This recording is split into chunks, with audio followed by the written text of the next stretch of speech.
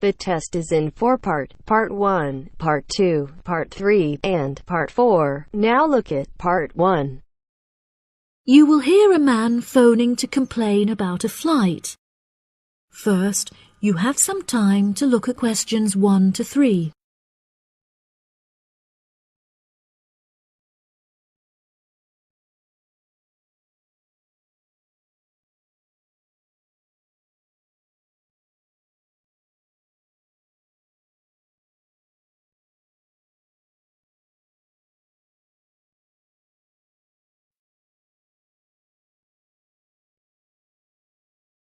You will see that there is an example that has been done for you. On this occasion only, the conversation relating to this will be played first. Hello, you have reached the complaints department. How can I help you? Yes, hello there. I am phoning to make a complaint regarding a flight that I took with you recently. Okay. There are some details I will need to take from you first. May I have your name, please? Jack Dawson. That's D-A-W-S-O-N. The name of the man is Jack Dawson, so Dawson has been written in the space. Now we shall begin.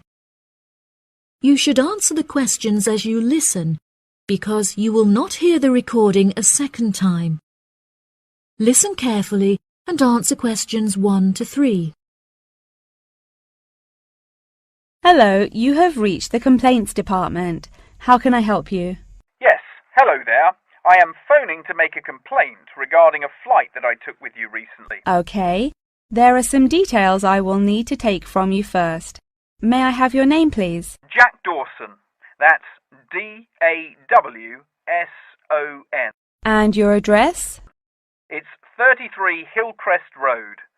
That's Hillcrest. 33 Hillcrest Road. Is that in Exeter? Yes. And what is the postcode of the residence? It's AL698GQ. Thank you. Do you have a telephone number? Yes, the number at my office is 754688. That's good. And may I just take a home phone number for you in case of emergencies? No problem. It's 798662. Are they both local numbers? Yes. Before you hear the rest of the conversation, you have some time to look at questions 4 to 10.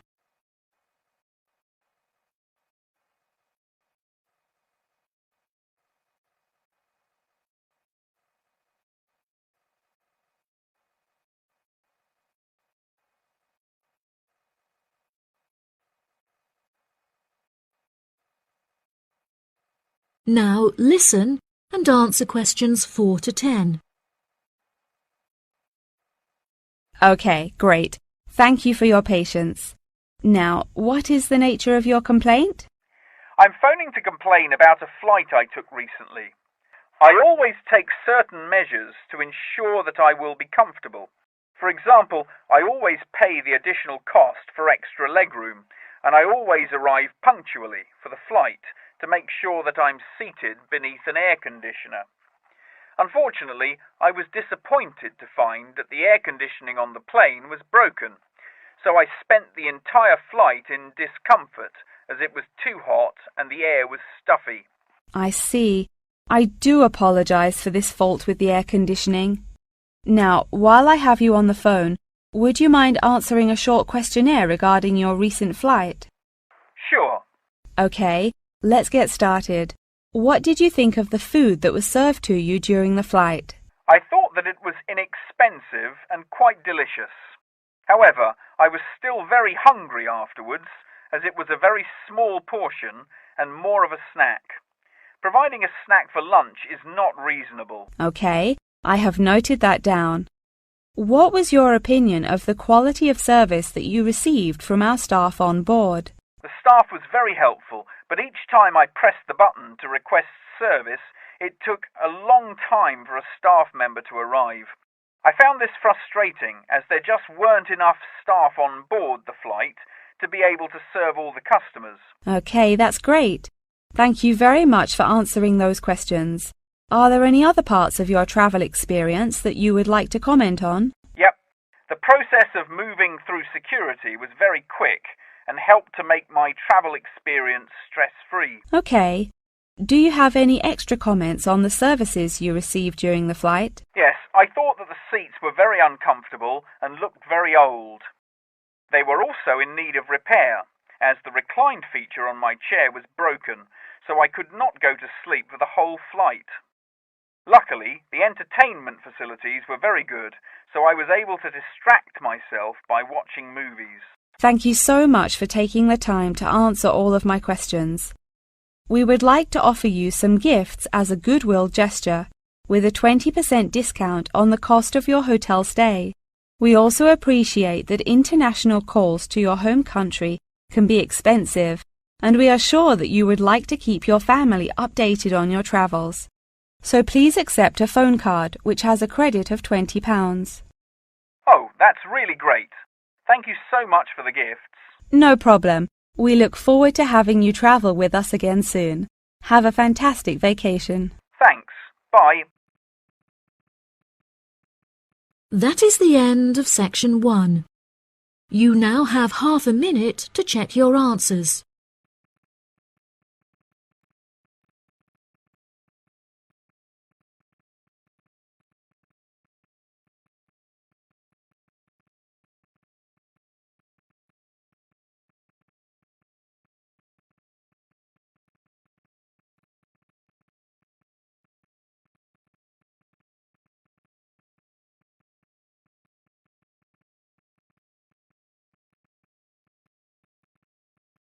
Now turn to section 2.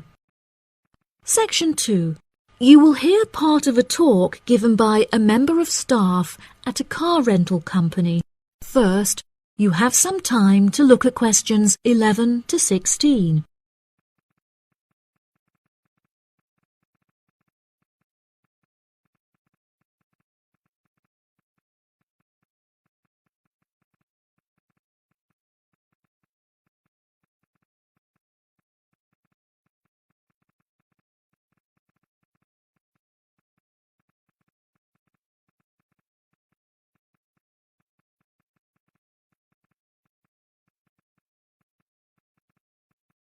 Now listen carefully and answer questions 11 to 16. Good morning, listeners, and welcome back to Star Radio. Today on the show, we have a visitor from Yazoo Car Rental, who is going to give us an insight into his company and into the public transport system. Welcome, Jonathan. Thank you for having me. Yes, I would like to start by introducing my company, Yazoo Car Rental. We are the cheapest and most reliable rental company in the city and have won multiple awards for the quality of our services. This success did not come easily, however, and it proved important that we stay fresh and are always thinking of ways to attract new customers. Our first attempt to do this was to offer a free gift with every car rental, which we were confident the customers would be very interested in. The offer of a free Hoover with each rental, however, did not attract any new customers, so we quite quickly stopped offering it. In 2002, a new taxi company opened next door to us, and we started losing a lot of business to them. So we introduced an offer that we hoped might compete with their service. We offered a new package where you could rent a car with a driver for a small extra fee. By introducing this offer, we found that all of our customers preferred to drive the cars themselves. So again, this offer was unsuccessful in attracting more customers. Learning from these mistakes, we decided to offer a package service where the customer no longer had to come to our offices to pick up the rental car. Instead, we could drop off and pick up the car anywhere in the city to make the customer's experience a lot more stress-free. This offer was very popular and increased our profits by 30%. In order to attract a younger demographic, we updated the models of cars that we offered for rental. We began offering more trendy cars, such as minis and smart cars, that we thought might appeal to the younger crowd, and we also purchased them in more fun colours like reds and greens. This offer attracted some new customers of a younger age group, however, not as many as we hoped. Next, I decided to offer our services at a discounted price on our website, where it could be seen by thousands of people. I thought that this could be a great way to attract a number of new customers who would never have heard of us before, and it worked fantastically well. Following the success of the discount offer, we had so many customers that it became necessary to open a new branch of the company in the centre of the city. The cost of renting offices in the city centre was very high, so we hoped that our profits would justify this expensive decision.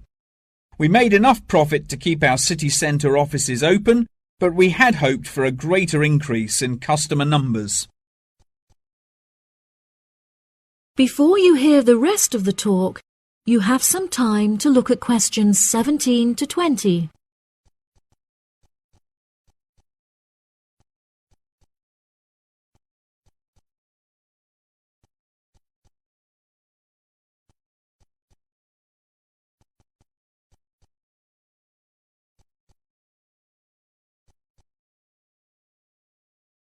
Now listen and answer questions 17 to 20.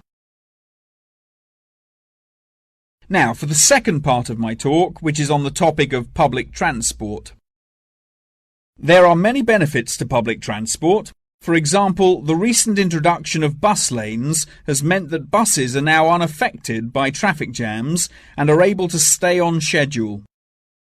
Unfortunately, as fewer and fewer people are taking the bus nowadays, the service has become quite inefficient. This reduction in passengers may be due to the stories in the newspaper about the dangers posed to pedestrian safety by the buses. However, this is largely untrue, as buses are responsible for far less pedestrian-related accidents than cars. I use the bus service often, as car petrol is so expensive nowadays that the bus is far more affordable. However, if I am in a rush, I prefer to take a taxi, as they tend to get you to your destination very quickly, so you can remain punctual for your appointments. I also very much enjoy flying to my destinations, as the service is incredibly fast and the airports are always very easy to find. Personally, my favourite mode of transportation is the bus. Due to the lack of people using the service, I have found that the buses are never overcrowded, so there is always a seat available. They are also never dirty, as they get cleaned regularly. However, I have found that sometimes the bus can be over a half hour behind schedule, which can be very frustrating. There has been a lot of fluctuation in the price of bus tickets in the last couple of years. In the past, £1.80 for a ticket was enough to sustain the bus companies. However, as the price of fuel increased, so did the ticket prices. Now the ticket prices are declining as the bus companies try to encourage more people to use their service again. Well, that's all from me today. Thank you for listening. That is the end of section 2. You now have half a minute to check your answers.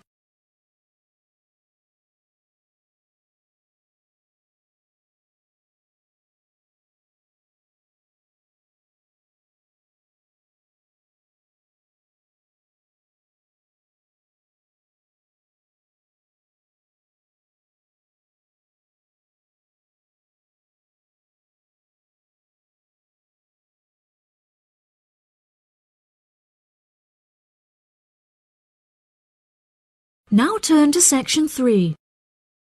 Section 3. You will hear a conversation between a student and her professor discussing an assignment. First, you have some time to look at questions 21 to 25.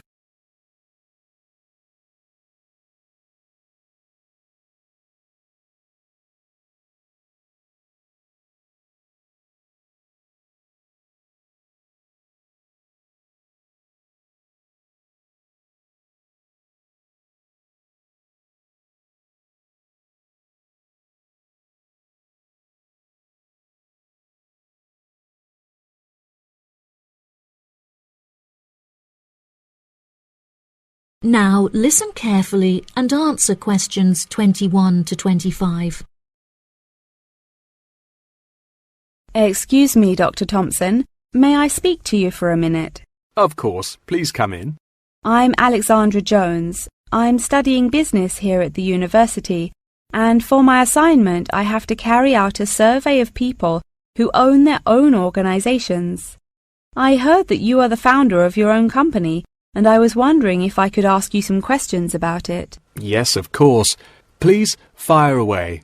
Okay, great. We'll get started. Did you encounter any problems whilst you were starting your company? Actually, it was not as hard as I anticipated. I started out with very clear objectives, so I knew exactly what I wanted my corporate identity to be. It was very difficult to find the correct premises, as the property market in London is so competitive, but eventually I found the perfect site. The hardest part was structuring the business, as I had no formal template, so I had to create it myself. Yes, that is very impressive. Was it difficult dealing with staff? It's always tricky trying to satisfy a group of people with varying interests. However, I didn't encounter many problems.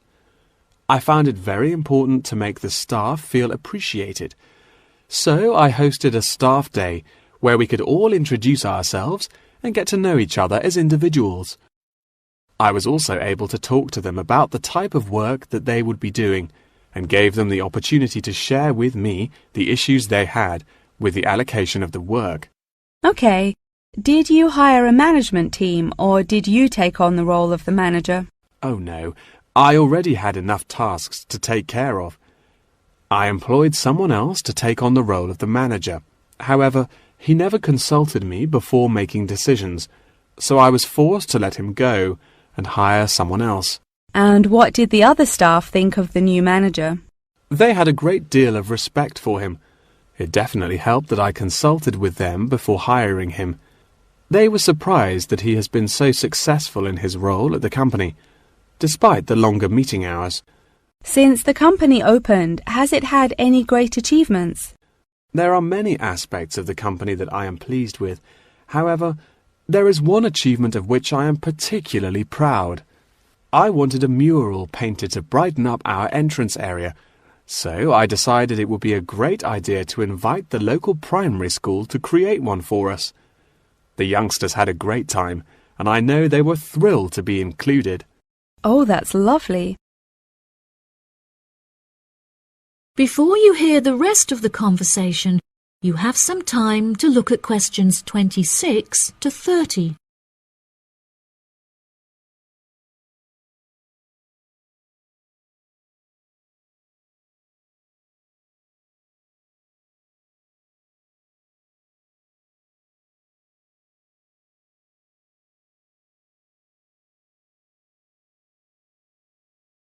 Now listen and answer questions 26 to 30. Have you encountered any major problems since you opened the company? Yes, we are always encountering issues with employment because it is very hard to find people who are qualified for the roles that we are offering. But unfortunately, there is no solution to this. One of our administrators also recently left to go on maternity leave, which put us in a tricky situation. However, we have managed to find a temporary replacement for her. It's also now approaching the period when we must carry out our financial training, so I need to find a venue with enough space to hold everyone. It will be interesting trying to organize that event. Oh gosh, I can imagine. I find it hard enough to organize myself. Organization is a difficult thing to master, but it is also essential for success. Whilst I was learning how to stay organized, I realized that the role of motivation is essential. Okay, that's great. I also suggest that you visit the library, as there is a section on culture that will have some very valuable material on how to develop your organization skills. Okay, I'll head to the library when we're finished. I think you will find it very useful. They also have a collection of documentaries on the subject of personal organization, and I suggest that you look up the literature on management of change. I personally found these sources incredibly useful. Articles are also a valuable resource, and we have a whole collection of them in our university library. I advise that you look at Section 2, where you will find articles on the nature of volunteering. That's great. Thank you so much for your help. No problem. That is the end of Section 3. You now have half a minute to check your answers.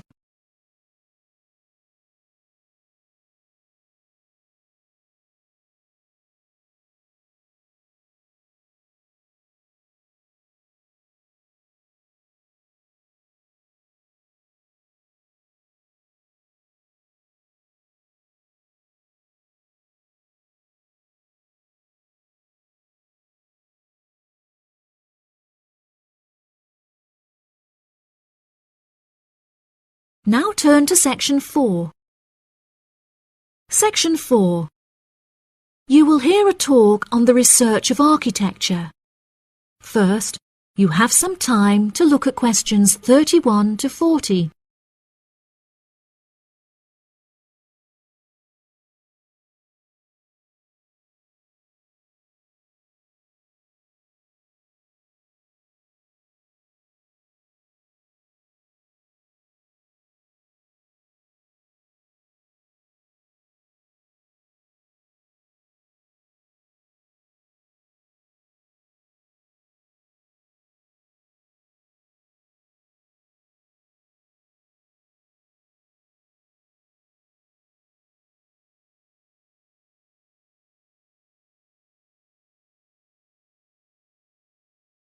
Now listen carefully and answer questions 31 to 40.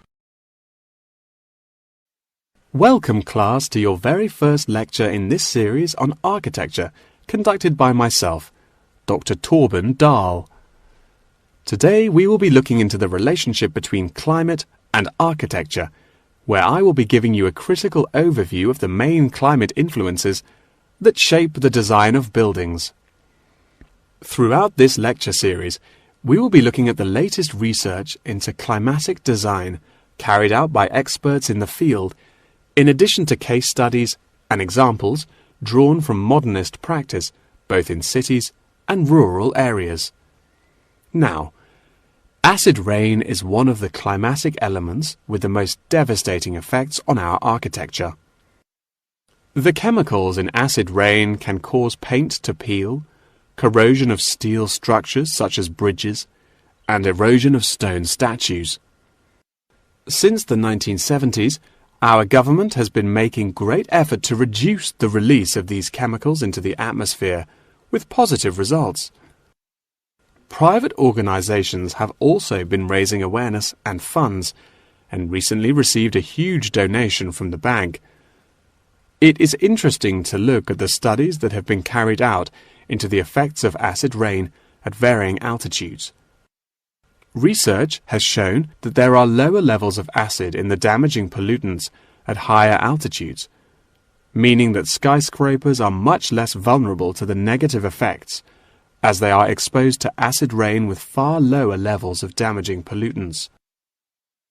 Recently, the ALTA project was founded to carry out further research into acid rain. This project is directed towards studying the effects of acid rain on old, traditional buildings of stone construction that are vulnerable to damage caused by acid rain. Masonry is particularly vulnerable as it is easily corroded and weakened by the acidic chemicals. It is imperative that we protect these buildings, as they are valuable examples of our history and culture.